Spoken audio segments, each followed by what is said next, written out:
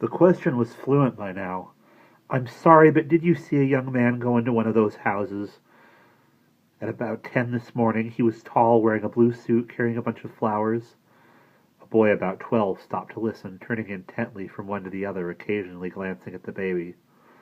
"Listen," the woman said tiredly. "The kid has his bath at 10. Would I see strange men walking around? I ask you." "Big bunch of flowers?" the boy asked, pulling at her coat. "Big bunch of flowers? I seen him, missus." She looked down at the boy, and the boy grinned insolently at her. "Which house did he go in?" she asked wearily. "You gonna divorce him?" asked the boy insistently.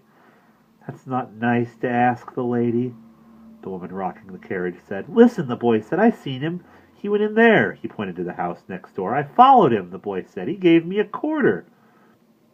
The boy dropped his voice to a growl and said, "This is a big day for me, kid," he says. "Give me a quarter." She gave him a dollar bill. "Where?" she said. "Top floor," the boy said. "I followed him till he gave me the quarter." Way to the top."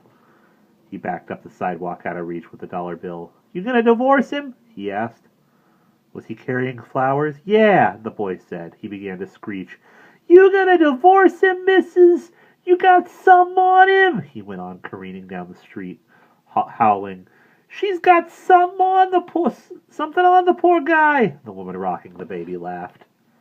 The street door of the apartment house was unlocked. There were no bells in the outer vestibule, and no lists of names. The stairs were narrow and dirty. There were 2 doors on the top floor.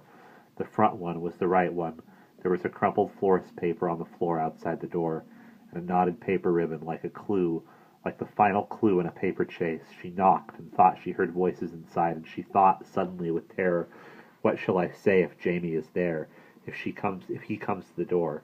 The voices seemed suddenly still. She knocked again, and there was silence, except for something that might have been laughter far away. "He could have seen me from the window," she thought. "It's the front apartment." And that little boy made a dreadful noise. He waited and knocked again. She waited and knocked again, but there was silence. Finally she went to the other door on the floor and knocked. The door swung open beneath her hand, and she saw the empty attic room, bare lathe on the walls, floorboards unpainted. She stepped just inside, looking around. The room was filled with bags of plaster, piles of old newspapers, a broken trunk. There was a noise which she realized was as a rat, and then she saw it sitting very close to her, near the wall, its evil face alert, bright eyes watching her. She stumbled in her haste to be out with the door closed, and the skirt of the print dress caught and tore.